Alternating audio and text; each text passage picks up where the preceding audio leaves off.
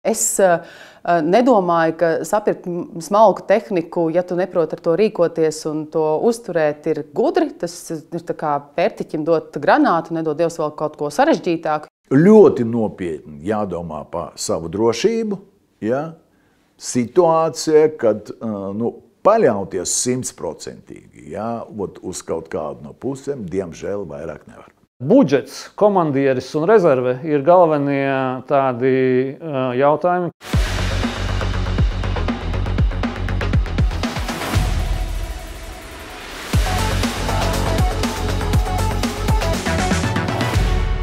Latvijā mēs lepojamies ar savu armiju un NATO sabiedroto klātbūtni. Savukārt no Lietuvas puses nesen izskanēja ziņa, ka Latvijai ir vājākā armija visā aliansē.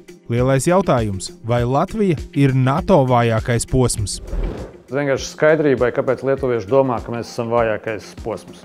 Salīdzināsim Latvijas bruņotos spēkus ar Lietuvas tikai no publiski pieejamās informācijas. Tātad Lietuvas budžets militārais ir vairāk kā par trešdaļu lielāks. Par trešdaļu lielāks nekā Latvija. Un nevis vienu gadu, bet sistemātiski, teiksim, visus pēdējos gadus. Mums tur ir būtiski lielāks. Rezervistu skaits par 2/3 lielāks ir Lietuvā. Par 2/3. Pie tam tie ir tātad, daudz labāk apmācīti rezervisti, tāpēc, ka viņiem bija obligātais militārais dienests jau ieviests laicīgi, un tā ir pavisam cita līmeņa apmācība nekā mums.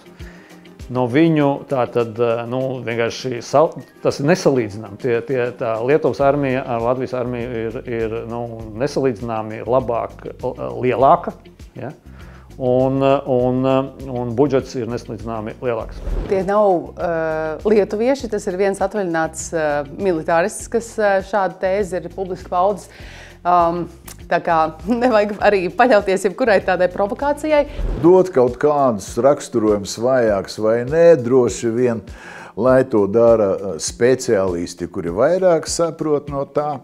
Bet ja mēs mazliet padomājam par to situāciju, ko mēs zinām un ko mēs dzirdam par Latvijas armiju, un kāda informācija mums ir, tā, kur līdz mums tiek, protams, visu informāciju mēs nevaram zināt. Skatieties, Ukraina cīnās par to, lai varbūt jau šogad pabeigtu kāru ar Krieviju, ja? Bet mēs žogu ar Baltkrieviju noteikti neuzbūvēsim līdz gada beigām. Ja? Ja mēs runājam par kaut kādu militāro kaut kādu ražošanu, kaut kādu iekārtu un tā tālāk, visu, ko mēs zinām, bija kaut kāds mēģinājums kaut kādus patronus ražot, kurš izgāzās. Ja? Ja mēs runājam par skandāliem kaut kādiem, tad tā ir tā ēdināšana aizsardzības ministrijā. Ko tas mums saka? Jā, es domāju, ka mūsu kaimiņi zina to pašu varbūt vēl vairāk, un kā tā neizdarīt secinājumus, kas saka, kā tas ir. 3 aspekti, kas ir satraucoši runājot par Latviju, salīdzinot Latviju, un kāpēc rodās šīs runas par Latviju kā vājāko posmu. Tātad 3 aspekti ir budžets, mums ir mazākais Baltijā, pat Igauniem ir lielāks, lai gan Igauni ir mazāka valsts un mazāka sabiedrība un mazāk. Un tā budžets mums ir mazāks, pie tam viņš ir būtiski mazāks, tā kā riktīgi ar kārtu mazāks nekā lietuviešiem. Tālāk rezervisti, tad mēs pēdējie visā Baltijas jūras reģionā ieviesam obligāto militāro dienestu. Jau visur bija. Igaunijā bija, protams, Lietuvā bija, Somijā, Norvēģijā, Zviedrijā, Dānijā, jebkur reģionā. Mēs līdz pēdējiem to nolikām. Šogad 1. gadu daži simti, teiksim tā. Kā rezultātā mums ir vismazākā un vissliktāk apmācītā rezerve, ja? Kas ir super būtisks armijas lēmums. Un trešais, kam es pievērstu uzmanību, ir tas, ka mums ir vienīgais armijas komandieris vispār NATO ietvarā, kurš ir vēl zvērējis Padomju Savienības armijai. Ja? kurš ir šis te padomju skolas un padomju armijas, teiksim, cilvēks. Ņemot vērā, ka mums ir diezgan daudz nepilsoņu, skaidrs, ka tas rada tādu augsni dažāda veida provokācijām un risks ir diezgan liels. Mēs fiziski esam tuvu kaimiņam, kurš ir izrādījis agresiju un iekaro citu valsti, Ukrainu. Tā kā apsvērumi ir daudz, kāpēc, lai saprastu, ka šī ir riska zona. Bet man šķiet, ne ar ko stipri neatšķiras ne no Igaunijas, ne no Lietuvas, 3 Baltijas valsts kopumā ir riska zona. NATO stiprākais posms, ir arī tas vājākais posms. Visu laiku jādomā un jāskatās, kā uzvedās Savienotās valsts. Nevar līdz galam saprast, kur ir tā argumentācija un kāda viņa būs un pa ko īstenībā iestājās, kas saka, viņi tajā blokā.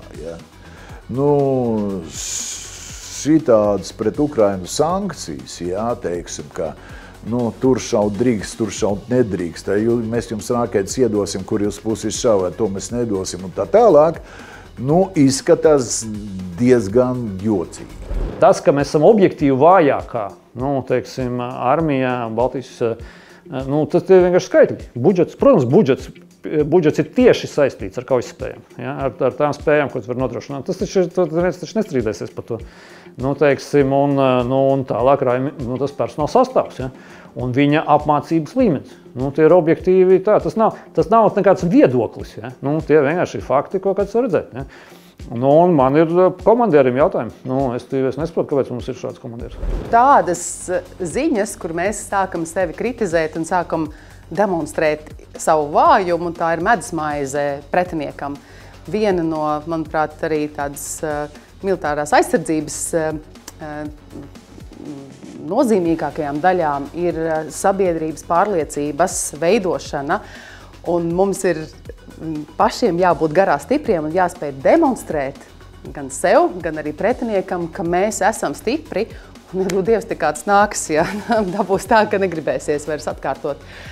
Tas, ka tu sācis apšaubīt savas spējas un vēl kaimiņu un brāļu spējas, tas nebūtu nav gudri. Ja tas ir apzināti darīts, tad tā ir provokācija un tā viennozīmīga lej ūdeni pretinieka kāpostu laukā. Aizsardzībā mums ir droši vien tāda pata situācija kā citur. Kad mums vadība nāks ir nekāda, bet paši cilvēki, kuri tur strādā, viņi ir. Ja es, spriežu tikai par tiem cilvēkiem, kurus es pazīstu no armijas, man gribās ticēt, ka ar mūsu armiju viss ir kārtībā, tāpat ar zemesardzi. Tie ir īstie karotāji, tie ir krutie. Es pateikšu tā, Krievu vietā, es nekliektu, ka mēs tur Baltiju, tur kaut kādu Latviju ieņemsim un tā tālāk. Es domāju, ka, ja kāds, tad viņi dabūs ļoti lielu pārsteigumu. Par mūsu gatavību reaģēt, par to, manuprāt, ir jārūpējas, un te ir vairāk apsvērumi. Es nedomāju, ka sapirkt smalku tehniku, ja tu neproti ar to rīkoties un to uzturēt, ir gudri. Tas ir tā kā pērtiķim dot granātu, nedod Dievs vēl kaut ko sarežģītāku. Daudz prātīgāk ir pirmkārt ieguldīt cilvēkos, lai viņi būtu profesionāli, lai viņi būtu motivēti. Tas diezgan lielā mērā šokēja, kad bija pirms dažiem gadiem tāda iedzīvotāja aptauja, kur bija jautāts, ko viņi darītu, ja sāktos karš. Un tikai 30% no Latvijas tiem aptaujātajiem iedzīvotājiem bija gatavi aizstāvēt valsti. Pārējiem mēģinātu kaut kā pašorganizēties, pamestu valsti, mēģinātu evakuēties. 30% gatavi aizstāvēt savu valsti, tas ir ļoti, ļoti maz. Mums ir tāds nacionāla patriotisms jāstiprina kopumā sabiedrībā.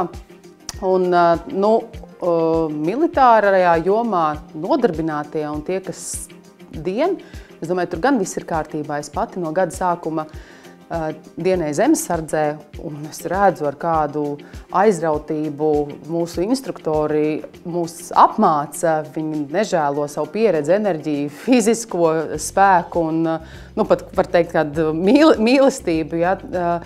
Acis mirdz un vienkārši var abrīnot, var cienīt un gribas būt daļai no tā.